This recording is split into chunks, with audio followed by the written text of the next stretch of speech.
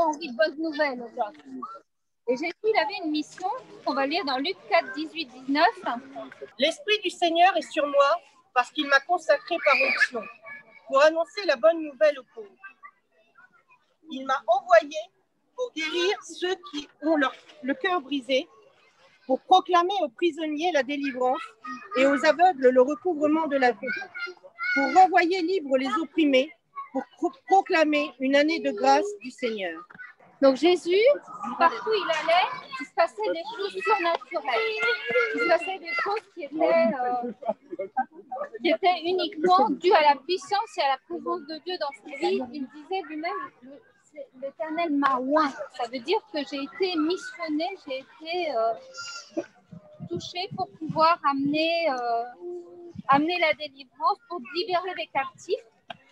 Et je voulais donc juste parler avec vous d'une scène qui a eu lieu donc en plein air, qui a eu lieu donc alors que Jésus était dans la ville. Et on va lire, c'était une histoire que vous connaissez probablement tous, ou vous en avez au moins entendu parler. C'est dans Jean au chapitre 6,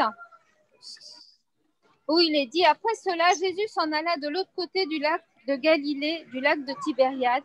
Une grande foule le suivait, il le suivait parce que les gens voyaient des signes miraculeux qu'il faisait sur les malades. Vous savez que quand Jésus passait quelque part, souvent les malades étaient guéris. On nous dit que les sourds entendaient, les aveugles voyaient, les boiteux marchaient, et la joie arrivait dans la ville quand Jésus traversait un endroit. J'espère qu'aujourd'hui, nous qui sommes là, on amène la joie au parc MLK et qu'on vous la transmet dans vos maisons, et qu'en tout cas, Jésus est dans la place. Et là où vous êtes, j'espère aussi que vous transmettez la joie, parce que là où nous sommes aussi amenés à communiquer cette joie, cette bonne nouvelle.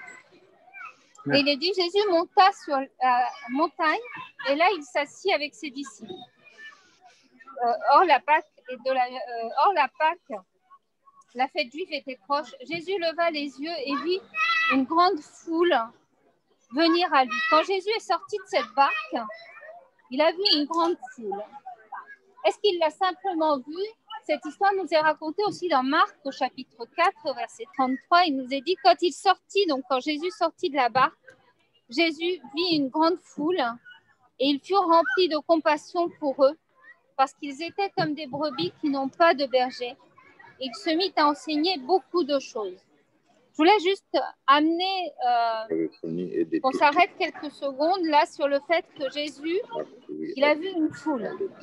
Quand il a vu cette foule, il avait juste dit à ses disciples avant, bon, on va aller se reposer, on va être tranquille et on reviendra un petit peu plus tard. Mais quand il a vu la foule, il n'a pas pu faire autrement que de les enseigner. Pourquoi? Parce qu'il a été ému de compassion.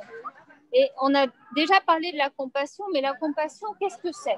Allez, on est un peu comme ça, on peut parler entre nous. Pamela nous dit la piétier. La compassion, c'est l'amour du prochain. L'amour du prochain, dit Christine. Ah ben là, tu triches. Compassion, compatir. C'est pareil. C'est vivre avec ou sentir ce que l'autre ressent. Oui. C'est sentir, c'est avoir les mêmes émotions que la compassion, c'est la joie. Il était ému de compassion.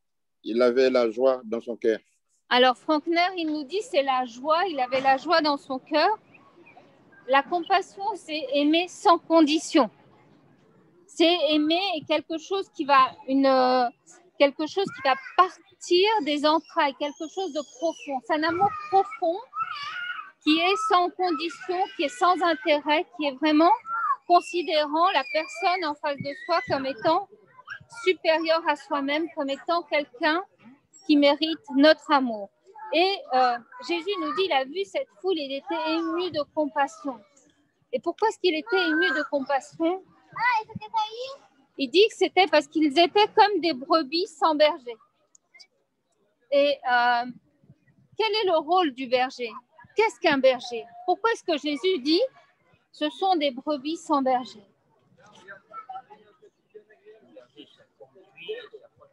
Et parce qu'ils avaient personne. Denis pour nous les dit enseigner. un berger, ça conduit, ça protège, oui. Parce qu'ils avaient personne pour les enseigner. Faulkner nous dit qu'ils n'avaient personne pour les enseigner, oui. Sans direction. Pamela nous dit sans direction. Oui, un berger, quel est le rôle du berger? On va le voir donc dans le psaume 23. Il n'y a rien de mieux que de répondre à une question par ce que nous dit la Bible. Et le psaume 23, souvent, c'est un psaume qu'on connaît par cœur. Et il nous est dit ainsi. Le Seigneur est mon berger, je ne manquerai de rien.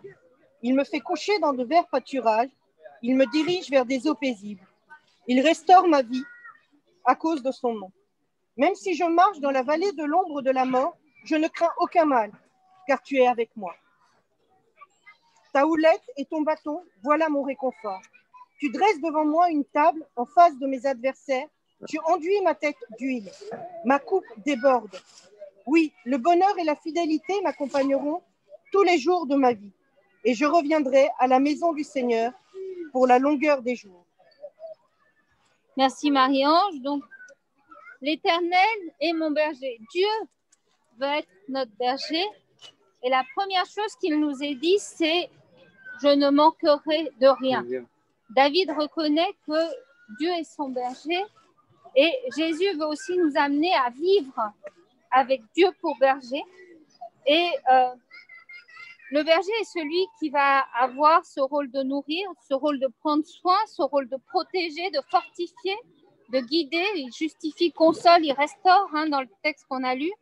Il rassure, il va défendre, il soigne, il accompagne, il va conduire son troupeau dans des endroits qui vont être des endroits sûrs, dans une bergerie, dans un endroit où les agneaux vont pouvoir, en premier lieu, qu'est-ce qu'il nous est dit? La première chose, c'est qu'il va répondre aux besoins immédiats, il va leur pourvoir à leurs besoins.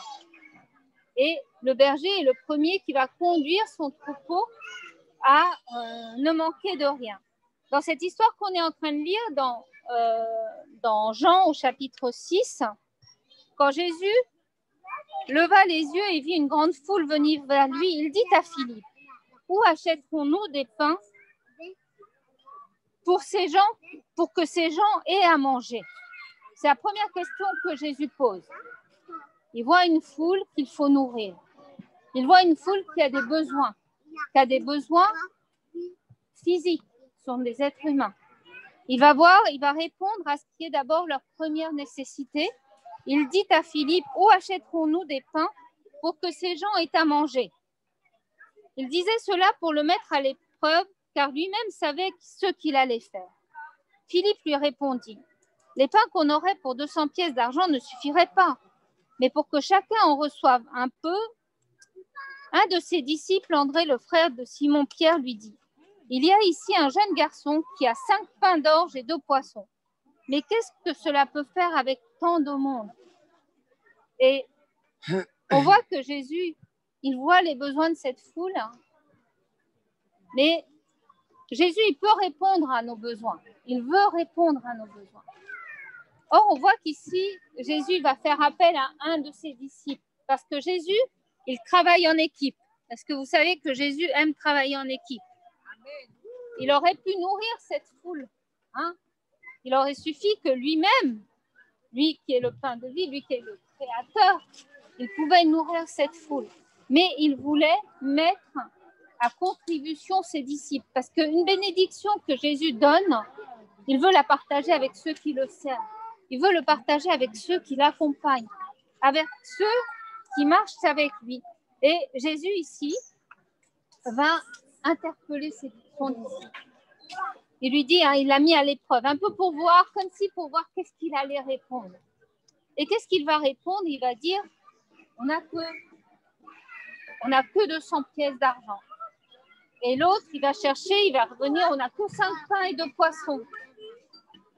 En fait, les gens à court des 4 coins de la ville, les gens viennent de tous les horizons parce que le miracle prend place quand Jésus est là. Et ceux qui sont le plus près de lui, ils se retrouvent à regarder leurs propres limites. Ce matin, je ne sais pas si tu vois tes limites. Ou est-ce que tu vois que Jésus, qui est celui qui a tout pouvoir sur le ciel et sur la terre, est avec toi? Est-ce que ce matin, tu réalises que Dieu ne veut pas que nous soyons limités par nos limites? Il nous a donné Jésus qui a tout pouvoir. Et quand Jésus est là, le miracle prend place. Et ici, les disciples, ils sont interpellés. Ils se disent, mais comment, qu'est-ce qu'on va faire avec ce qui est devant nous, avec ce qui est entre nos mains? Et Jésus veut aussi nous apprendre qu'avec le peu qu'on a, lui, il peut faire beaucoup. Est-ce que vous croyez ce matin qu'avec le peu qu'on a, il peut faire beaucoup? Amen. Je pourrais raconter plein d'expériences, mais si je prends ne serait-ce que quand on a commencé les Porteurs d'Espoir en 2003, qu'on a fait un arbre de Noël pour 2000 enfants, c'est-à-dire pour 4000 personnes, qu'est-ce que vous pensiez qu'on avait? On n'avait rien. On avait 0 €, on avait 0 cadeau. Il nous fallait 2000 cadeaux, il nous fallait un endroit pour réunir 4000 personnes. Comment est-ce qu'on allait faire pour tout ça? Il y avait une foule qui était là, qui était devant nous, devant notre porte. Qu'est-ce qu'on allait faire? Est-ce qu'on allait se contenter de dire, on va se reposer parce que quelqu'un d'autre va s'en occuper? Jésus nous met au défi de faire avec ce qu'on a, le peu qu'on peut faire, et lui, il va faire le reste. Nous, on s'est mis en place, on a commencé, et à partir de là, les cadeaux sont arrivés. Il y a des choses qui arrivaient de Marseille, il y a des cadeaux qui arrivaient du nord, du sud, des 4 coins de la France. On a eu nos 2000 cadeaux qui envahissaient d'ailleurs chez mes parents la maison. Mais c'était vraiment un endroit, c'était vraiment quelque chose qui se préparait.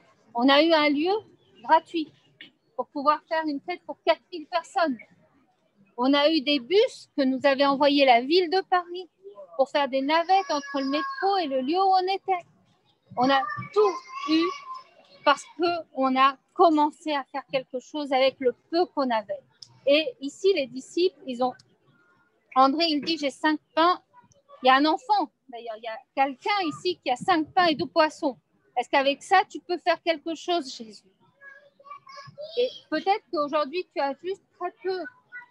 Mais est-ce que tu poses à Jésus cette question? Jésus, si je te donne ça, est-ce que tu peux faire quelque chose?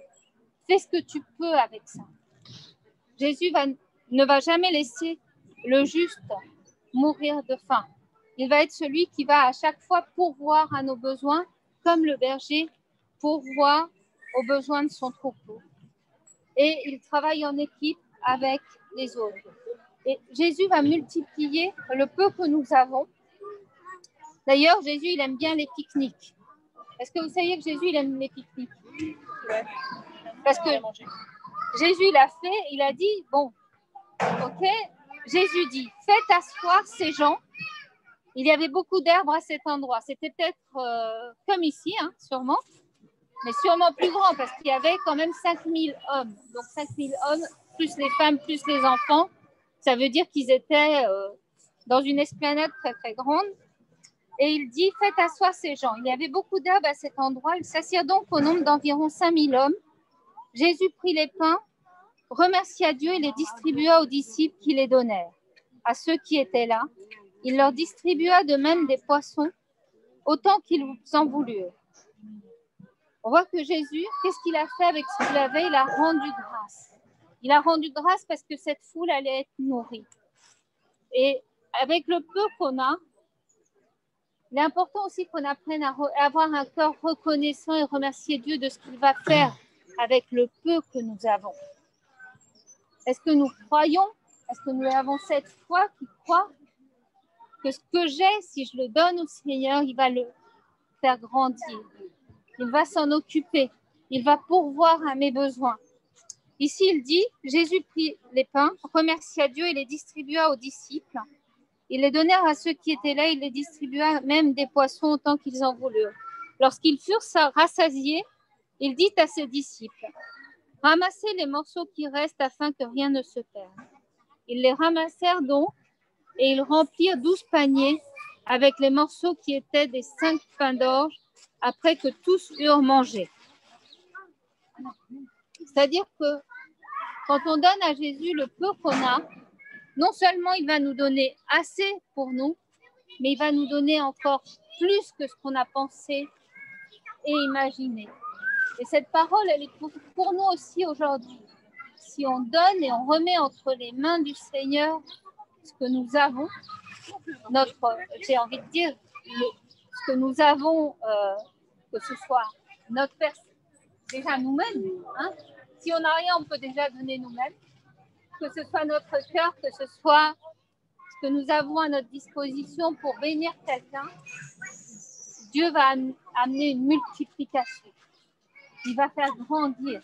C'est comme quand on plante une graine, elle va pousser, ça va donner un arbre. Et qu'est-ce que ça va donner un arbre? Ça va donner des fruits. Mais si on veut voir quelque chose encore se multiplier, qu'est-ce qu'on va faire? On va encore planter une graine, ce qu'il y a de plus petit. Et c'est l'arbre qui va porter des fruits. Et au fur et à mesure, une forêt est constituée d'arbres. Et aujourd'hui, ce que Dieu nous amène à croire, c'est qu'il va pourvoir à tous nos besoins et qu'on n'a pas à s'inquiéter de rien. La seule chose que nous avons à faire, c'est lui donner ce qui est entre nos mains. Est-ce que vous croyez que Dieu peut déposer un rêve dans notre cœur? Pas uniquement notre rêve, mais son rêve dans notre cœur. Qu'est-ce qu'on va faire de ce rêve? Qu'est-ce qu'on va faire de ce désir? Je vous ai dit que Jésus est venu pour libérer ceux qui étaient captifs. Son rêve, c'est de te voir libre. C'est de voir des hommes, des femmes libres. Son rêve, c'est de voir des pauvres qui vont être riches.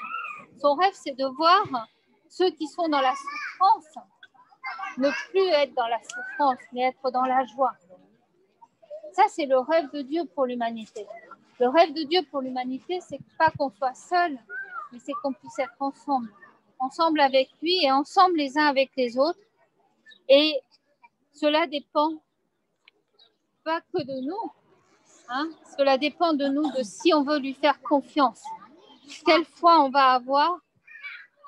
Jésus dit à un moment donné à ses disciples, si vous avez la foi comme un grain de moutarde, vous diriez à cette montagne, pousse-toi et jette-toi dans la mer.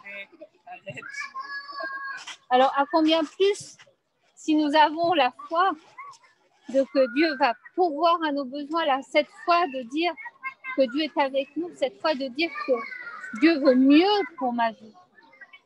Si on a cette foi et qu'on le met entre ses mains, à combien plus forte raison il va l'accomplir. Aujourd'hui, c'est vrai, on est ici, on est dans le parc, on est ensemble.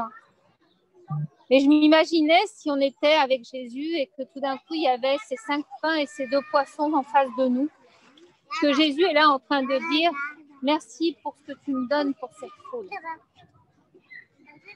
Le but de Jésus, son objectif, c'était que ces personnes qui étaient là ne soient pas dans la détresse ni dans la souffrance. L'autre fois, j'ai entendu quelqu'un dire « Comment peut-on être libre quand on a faim ?» Est-ce que vous avez pensé à ça? Comment vivre la liberté quand on n'a pas de quoi manger? C'est pas possible. C'est une phrase, ça m'a beaucoup interpellée cette phrase parce que c'est quelque chose au quoi j'avais jamais pensé. J'avais jamais pensé qu'en fait, il y a plein de situations de nos vies, mais la première, c'est le fait d'avoir faim qui vont nous rendre esclaves. Ils vont enlever notre liberté de là où nous sommes, de là où nous pouvons vivre la vie. Et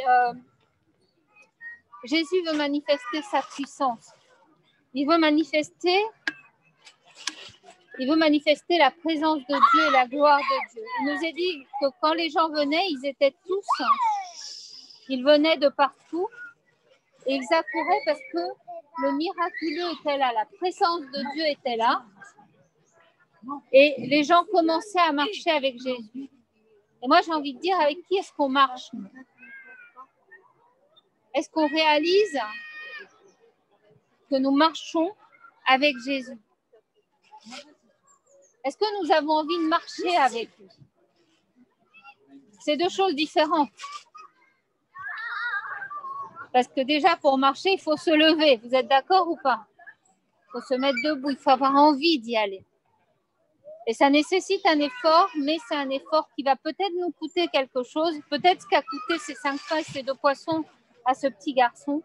Mais si on se met en marche et qu'on commence à marcher avec lui, ça va faire la différence parce que la gloire, la présence de Dieu va être au milieu de nous. Au chapitre 23 dans le psaume 23, il nous est dit « Le bonheur et la grâce m'accompagneront tous les jours de ma vie et je reviendrai dans la maison de l'Éternel jusqu'à la fin de mes jours. » Jésus a aussi dit que nous allions annoncer la bonne nouvelle et qu'il serait avec nous tous les jours. Jésus est avec nous tous les jours. Aujourd'hui, on est ici au parc Martin Luther King. Demain, on va être rue Berzelius. Demain, on va être ailleurs. On va être à l'île Maurice, peut-être. En tout cas, c'est important de réaliser que celui qui marche avec nous a besoin du peu que nous avons pour non seulement nous nourrir nous, mais aussi pour nourrir les autres. Et si on fait équipe avec lui, il va nous amener à vivre le surnaturel. Notre challenge aujourd'hui, c'est de faire équipe avec Jésus. C'est de marcher avec lui et d'être aussi prêt à nourrir une foule.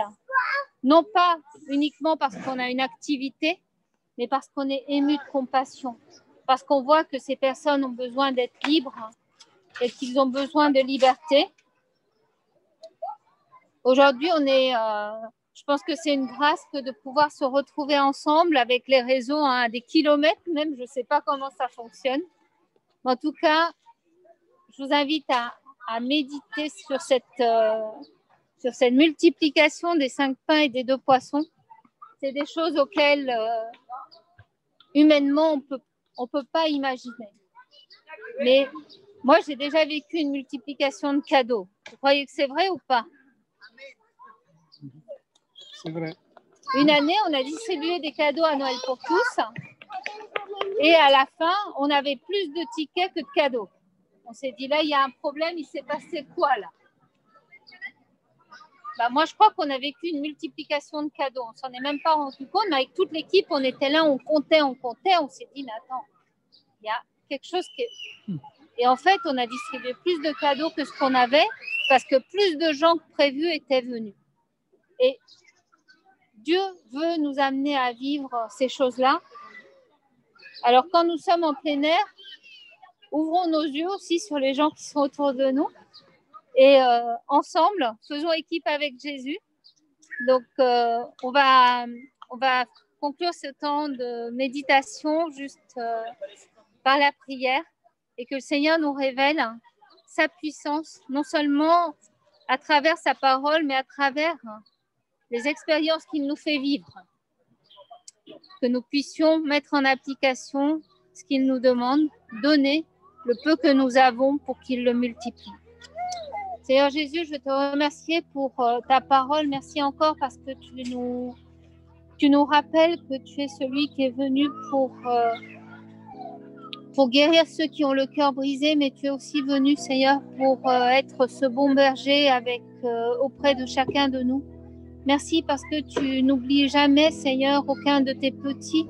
Et encore cet après-midi, nous pouvons nous réjouir de ce que nous te connaissons. Je te prie que tu nous donnes cette foi qui déplace les montagnes et cet amour qui nous fait aller de l'avant, qui nous fait croire que tout est possible à celui qui est avec toi. Seigneur, nous voulons marcher avec toi. Seigneur, ta parole nous dit que les signes qui accompagneront ceux qui auront cru en toi, ce sont de voir des boiteux marcher, c'est de voir des aveugles voir, c'est de voir des personnes esclaves pouvoir être libérées. Seigneur, nous te prions pour que vraiment, ici, dans cette ville de Paris où nous sommes et à Aubonne, Seigneur, là où sont nos frères, que nous puissions vivre pas à pas, Seigneur, cette présence qui est la tienne, le miraculeux, et que les gens puissent te connaître comme étant le Sauveur et Seigneur de eux personnellement, mais aussi de l'humanité. Que ton nom soit béni, Jésus.